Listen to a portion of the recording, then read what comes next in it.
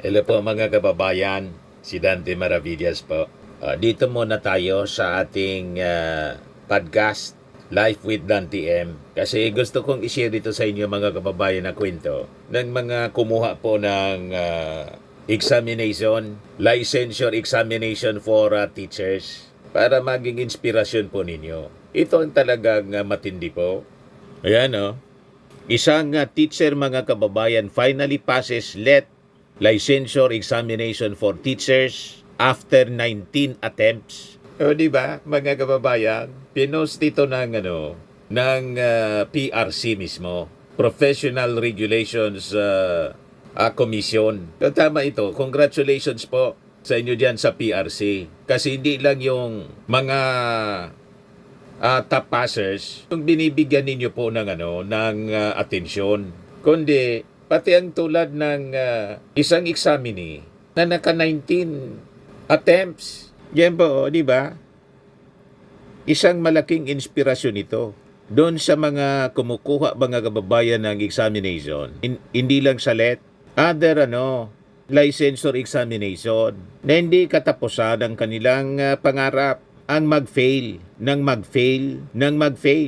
kahit pa 10 beses, 20 beses mga kababayan, huwag susuko. O di ba? Ang laking inspirasyon nito mga kababayan sa ating mga kabataan. Hindi na nga ito kabataan kasi tumanda na lang siya.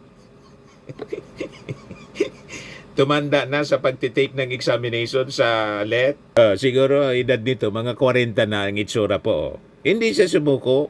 Ito, published 2 days ago, PRC Board News. If life keeps saying no, you fight until your yes comes. O di ba, napakaganda po? Sabi dito, failure hurts. It tests you. And when it happens again and again, it can make you question everything. But it's those who keep standing up, who rewrite their story. Mary Grace Milyama Sulweta failed the LET 18 times, but she stood up 19 times. And on that 19th try, she passed.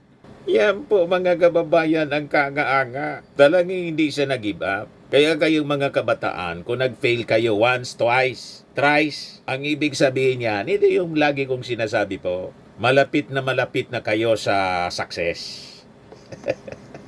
Kahit 10 beses pa kayo na bumagsak, 10 beses kayong nag-fail, ito po, 18 times na bumagsak sa LET examination. Pero hindi siya sumuko. Pang-19, success. You see? Saluto this woman, mga kababayan. Talagang hindi niya tinigilan na makuha ang kanyang pangarap na makapasa. At hindi siya naiya. Proud na proud siya mga kababayan kasi sa pang-19 na attempt niya, tagumpay. She passed the licensure examination.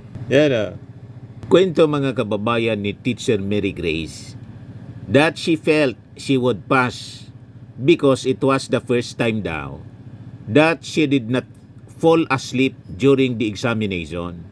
Moreover, she said that upon seeing the first question, she already knew the answer. Mary Grace was emotional because she never expected that she would eventually pass the LET. There came a point where she also wanted to give up and question herself if she was truly weak. What made it even more disheartening for her was when she received a rating of 74.4%, which was close to passing. Yung mga previous attempts niya, muntika na siyang makapasa. O diba? Muntikan lang. O ngayon, pumasa. O diba? Ang saya-saya mga kababayan. Never give up po ngayong mga kabataan na ang daling sumuko sa buhay. Huwag susuko po. Ito po, 18 na times na bumagsak, yung pang-19 niya palang attempt, doon na siya papasa. O kung hindi na siya nag-attempt mga kababayan na mag-exam uli, o di wala, hindi siya magiging licensed teacher. Sa mga nauna niyang examination na bumagsak siya, sabi ni Teacher Mary Grace, hindi po Mary Grace Piatos, Teacher Mary Grace lang. Ang dali lang naman ang mga tanong, pero bakit hindi ko makuha ang tamang sagot? Baka masyado siyang natitense. Pero ang rason, sabi niya, paliwanag niya mga kababayan, kwento niya, lagi daw siyang nakakatulog. Ang haba kasi ng examination po. Nakakahiya at nakakapagod na ang paulit-ulit na aasa at babagsak. Ang malungkot at madismaya tuwing malalaman mo na ang lahat ng mga classmates, co-teachers, kapitbahay, estudyante, pamangkin, apo, anak mo, mismo ay pumasa na at license na. Pero ako ay hindi pa rin.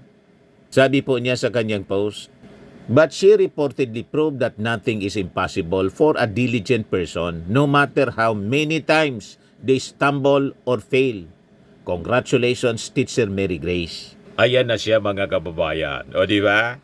May isa pa nga po dito, hindi lang 19 times before siyang nakapasa. O tipo o ito po, pang 34.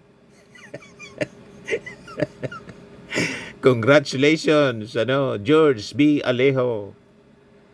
2024 licensure for passing the 2024 licensure examination for professional teachers. 47-year-old finally passes LET on his 34th attempt. Mas matindi po. Sabi ko sa inyo, yung success ng tao, nangyayari yan. Basta porsigido. Di ba? Basta huwag kang susurrender. Kaya sabi ni Hyacinth MT, tama lang talaga. There's hope as long as we live. Ang daming nag-react dito. Sabi ni Dominador Dawa, I salute you for having a great determination. Congratulations. Sabi ni Amila, ako gani naabtan na lang og 5 attempt tas 20 years ang nilabay pakapasar sa cream. Ang daming nag-congratulate po. 1,784 reactions.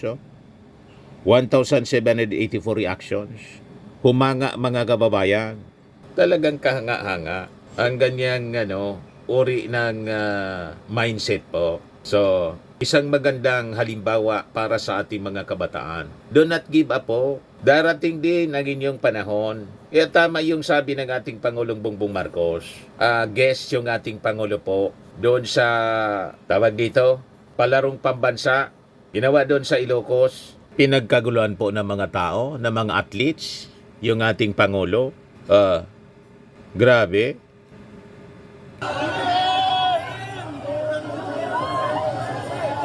Rockstar po yung dating niya,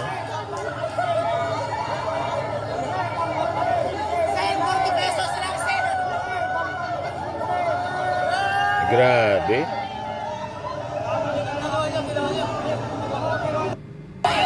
Ito yung message niya mga kababayan kahapon sa Lawag City, Ilocos Norte. Doon na ginaganap yung palarong pambansa.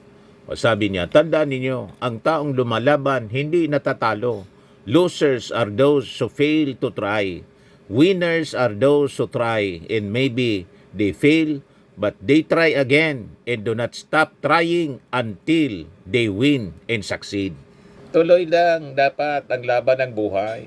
Tingnan ninyo yung teacher mga kababayan. Yung isa, 19 times.